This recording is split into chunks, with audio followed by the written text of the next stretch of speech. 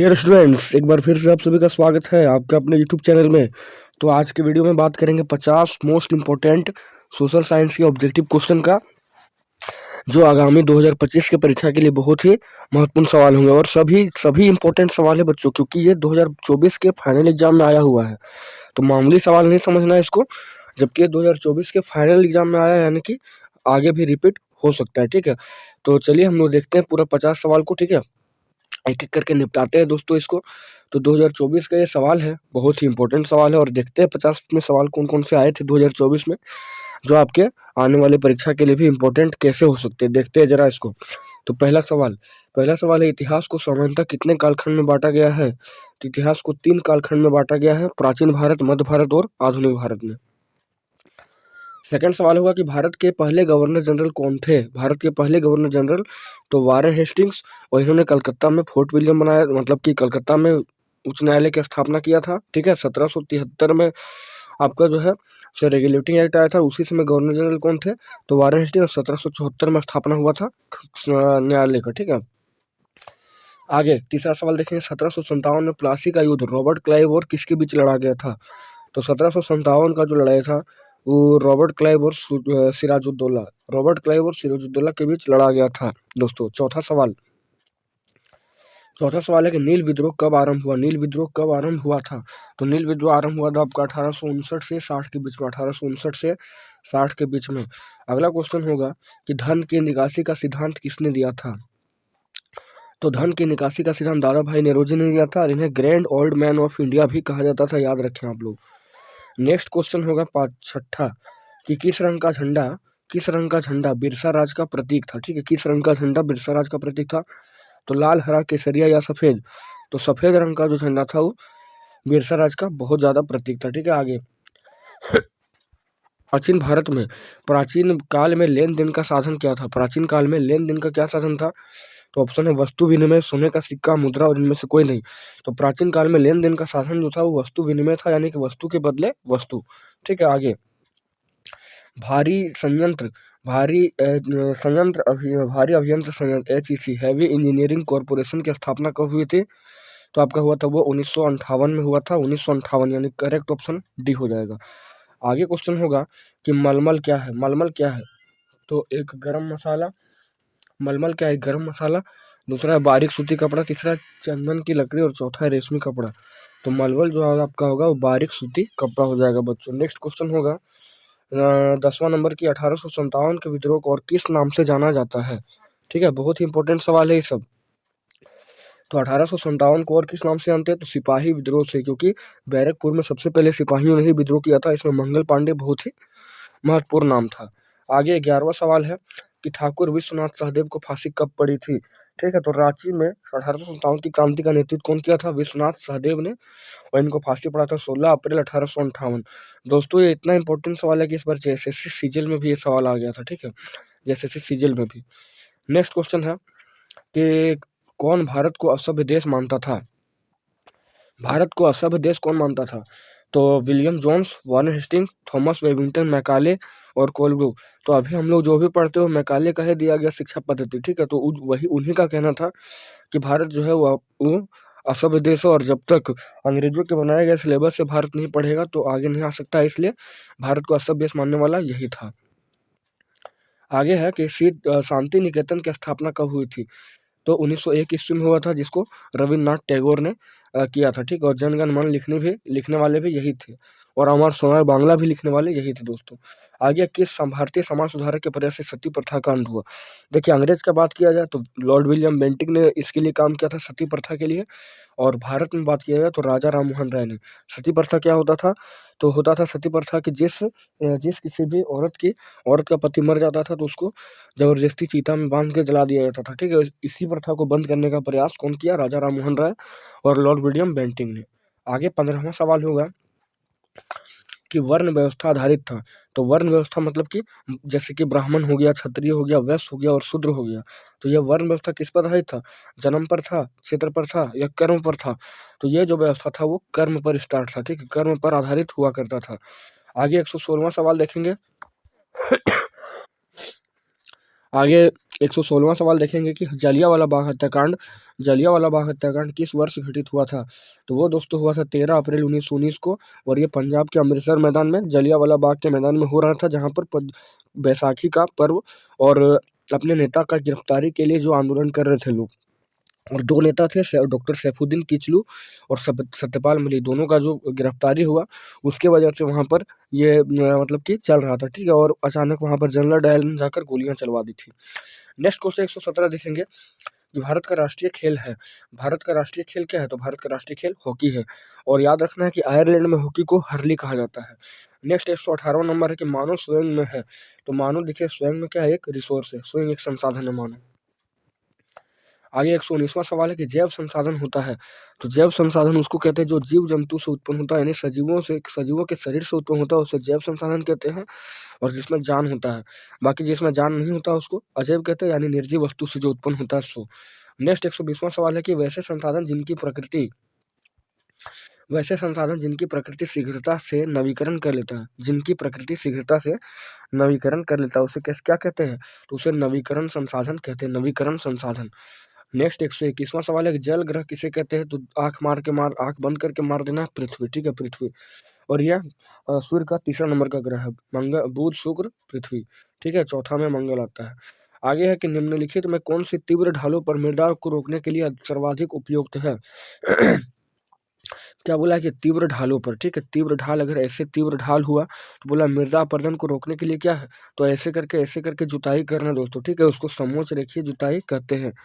आगे क्वेश्चन 123वां कि विश्व वन दिवस किस दिन मनाया जाता है? विश्व वन दिवस, तो दोस्तों वो 21 मार्च को मनाया जाता है विश्व वन दिवस, और 5 जून क्या है? तो विश्व पर्यावरण दिवस, ठीक है। बाकी अगर 23 सितंबर का बात किया जाए तो 23 सितंबर को विषुव होता है, ठीक है। नेक्स्ट क्वेश्चन है 21 खनिज को काला सोना कहते हैं। तो पेट्रोलियम और पेट्रोलियम से बने हुए उत्पाद को क्या कहा जाता है? तो उसको कहा जाता है दोस्तों काला सोना, ठीक है, काला सोना।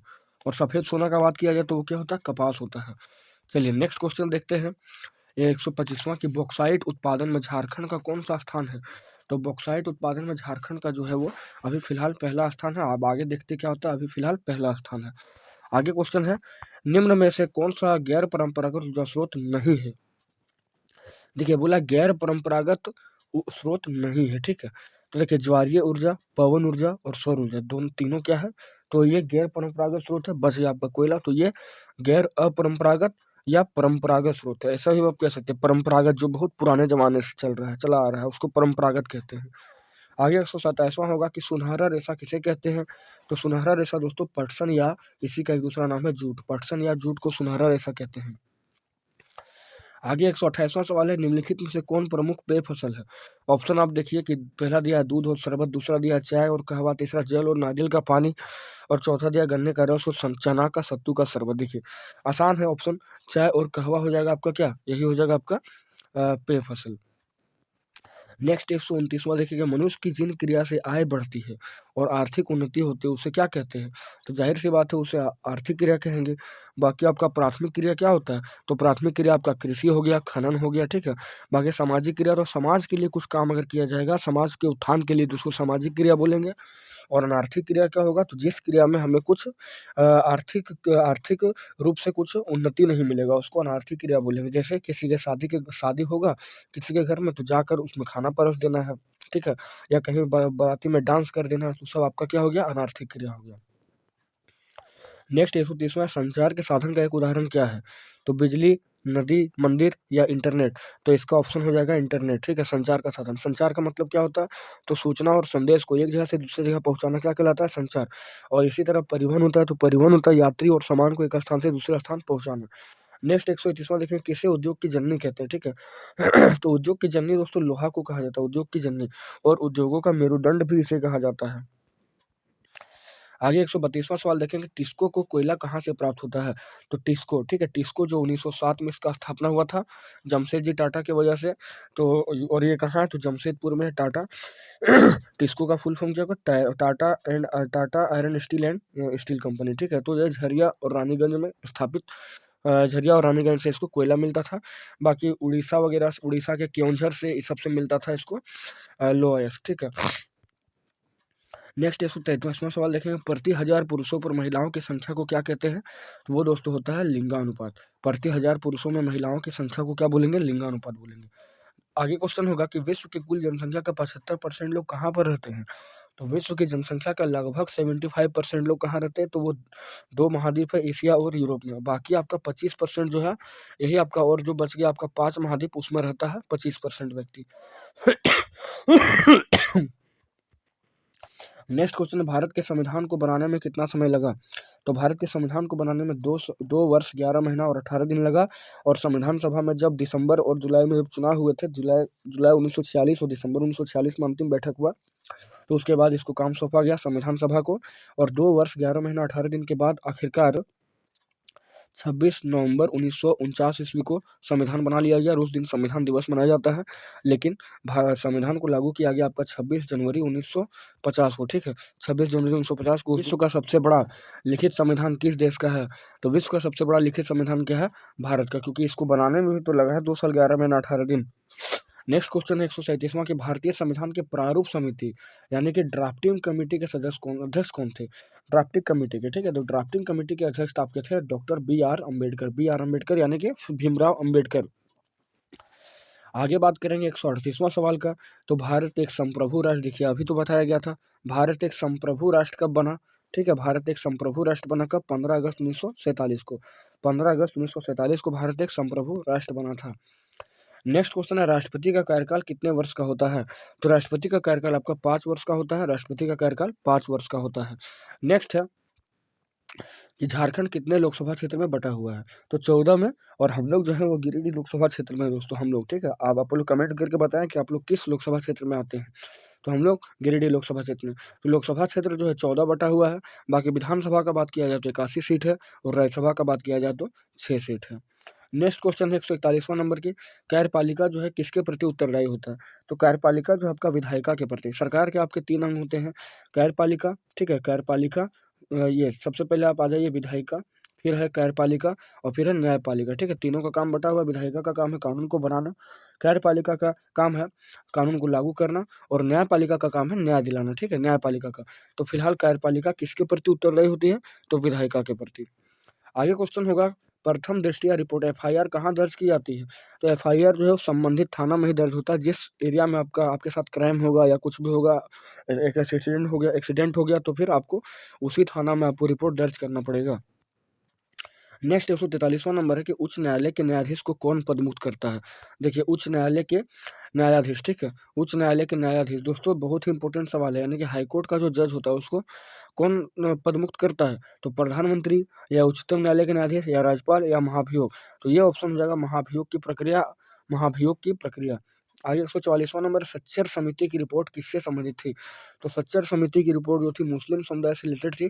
इसमें कहा गया था कि 6 से 14 साल के कितने बच्चे हैं, ठीक है, जो स्कूल गए हैं या जाते हैं या छोड़ दिए हैं, इस तरह से इस रिपोर्ट को। और राजिंदर सच्चर जो थे उनके नेतृत्व में ये कमेटी बनाई गई थी। आगे 145वां सवाल देखें, अस्पृश्यता उन्मूलन यानी कि छुआछूत का जो उन्मूलन था वो किस अनुच्छेद में वर्णित है? तो अनुच्छेद 17 में वर्णित है बच्चों को। नेक्स्ट क्वेश्चन होगा कि आदिवासी लोग कौन है? तो वे लोग हैं मूल निवासी। और बाहरी लोग कौन है? तो दीकू लोग हैं, बाहरी लोग। आगे 143वां सवाल है कि सर्व शिक्षा अभियान कब आरंभ हुआ? सर्व शिक्षा अभियान, ठीक है, यानी कि सभी के लिए शिक्षा। तो ये 2000 से 2001 के बीच में ये शुरुआत हुआ था। आगे फ्लोराइड युक्त पानी पीने से कौन सी समस्या उत्पन्न होती है? तो कमजोर हड्डी, और शायद ये गुमला जिला में सबसे अधिक है, ठीक है, कमजोर हड्डी। आगे क्वेश्चन होगा कि भारतीय संविधान के अनुच्छेद 24 के अनुसार किस उम्र के बच्चों से बाल मजदूरी कराना दंडनीय अपराध है? तो 14 वर्ष से कम उम्र के बच्चे, ठीक है, इसीलिए आप लोग देखते होंगे कहीं भी लिखा रहता है कि यहाँ पर 14 वर्ष से कम उम्र के बच्चे को काम पर नहीं लगाया जाता है, ठीक है, ऐसा करके लिखा रहता है। आगे 150वां और अंतिम सवाल है आज की वीडियो का कि बाल विवाह निवारण अधिनियम के रूप में किसे प्रयुक्त किया गया? बाल विवाह निवारण अधिकारी, यानी कि बाल विवाह जो है उसको रोकने के लिए किस अधिकारी को नियुक्त किया गया? तो वीडियो यानी कि ब्लॉक डेवलपमेंट ऑफिसर यानी कि प्रखंड विकास पदाधिकारी को नियुक्त किया गया है। तो आज देख सकते हैं, आज हम लोग 50 मोस्ट इंपॉर्टेंट ऑब्जेक्टिव सवाल जो आपके एसएसटी के थे उसका डिस्कस किया है, जो आपके आगामी 2025 के बोर्ड एग्जाम के लिए बहुत ही लाभदायक सिद्ध होगा दोस्तों। तो ये कमेंट करके बताएं आपको 50 में से कितने सवाल आ रहे थे। ठीक है, तो इसी तरह से नए नए वीडियो पाने के लिए चैनल को सब्सक्राइब करके बेल आइकन को प्रेस कर लेना आपको, ताकि सारे लेटेस्ट नोटिफिकेशन आपको मिले। और आपको पता होना चाहिए कि बोर्ड एग्जाम बहुत ही सामने आ सभी का 8 क्लास का, तो बाकायदा सबका प्लेलिस्ट बना दिया गया है और प्लेलिस्ट के माध्यम से आपको हर क्वेश्चन हर सब्जेक्ट का आपको प्रोवाइड किया जा रहा है। तो चैनल को शेयर भी करें अपने दोस्तों में, ताकि आप सभी एक बेहतरीन तैयारी कर सके और फाइनली आप लोग A+ आराम से लेकर आएँ। ठीक है, क्योंकि आपसे सभी को उम्मीद होगा, आपकी फैमिली को। ठीक है, तो चलिए मिलते हैं नेक्स्ट वीडियो में, तब तक जय हिंद जय भारत।